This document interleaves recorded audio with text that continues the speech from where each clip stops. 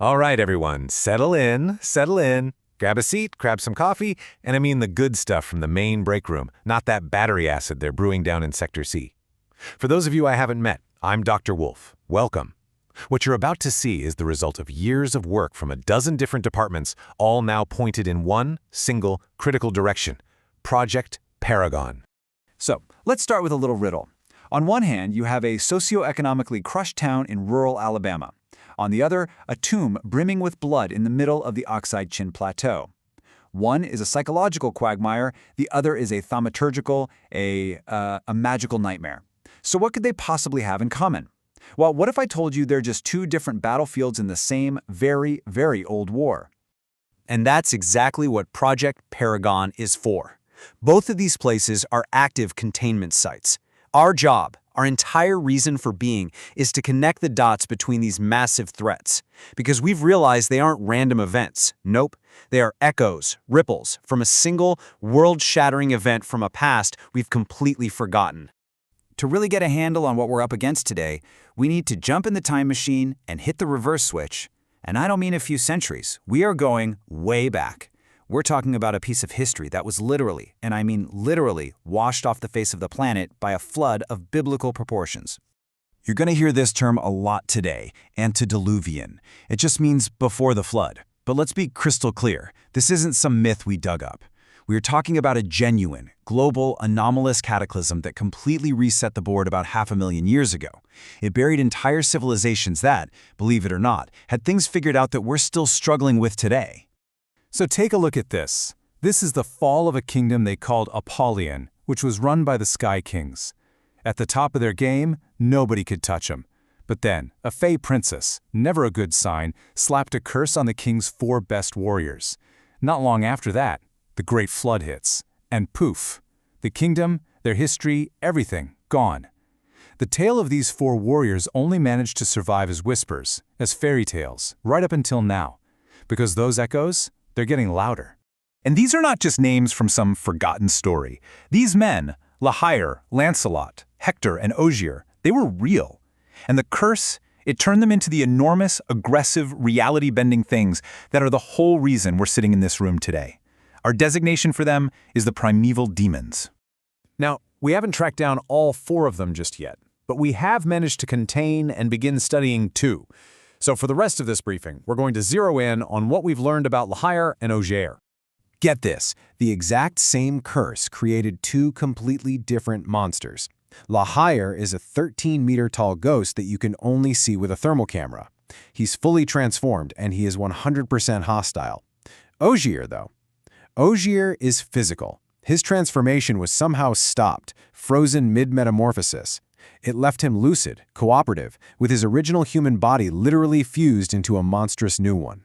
Okay, let's look closer at Lahair, or SCP-2254. His specific curse was lust. He operates by influencing people in a small Alabama town, pushing them into a dream state to reproduce. His goal is to create these anomalous offspring that are parasites. They literally eat their mothers from the inside out, all while the mother is being mentally manipulated to love and protect the very thing that's killing her.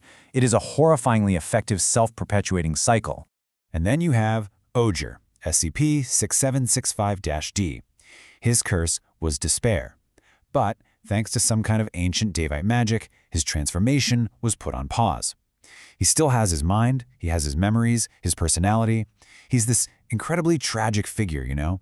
He's trapped inside a monstrous body he can barely move, a prisoner who remembers every single thing he was before and everything he's lost. Now, the curse didn't just twist their bodies. It seems to have created, associated psychic entities. And just like the demons themselves, these 2 entities couldn't be more different. They're total opposites. Paired with Lahair, we have Jack. Jack is a predatory idea that gets inside the dreams of vulnerable women, pretending to be the perfect, supportive boyfriend to grease the wheels for his master's horrific reproductive cycle. And then you have Javert. He's an SCP-1000, a Bigfoot for you rookies, and he is a loyal, protective caretaker for Ogier. It's a perfect split. One is a predator, the other is a protector. This quote here, this is from an interview we did with a resident of Fallon, a woman who had been influenced by Lahair more than once. And listen to how she talks about Jack. There's real affection there. She truly believes he's this wonderful, supportive person. The mental manipulation is so complete, so intimate, that the victims actually become collaborators in their own destruction. So, all of this leads us to the biggest problem of all. How in the world do you contain two completely different results of the same threat? One is an idea, a ghost that's tied to people. The other is a man trapped in a hole in the ground. You just can't use the same strategy for both. It won't work. And that brings us to the real headaches. For Lahire, the challenge is social engineering on a massive scale. How do you contain a predator that's not physical and is tied to an entire community? For Ogier, it's all about brute force engineering and research. We're talking about locking down a gigantic underground temple filled with ancient booby traps and a literal lake of blood.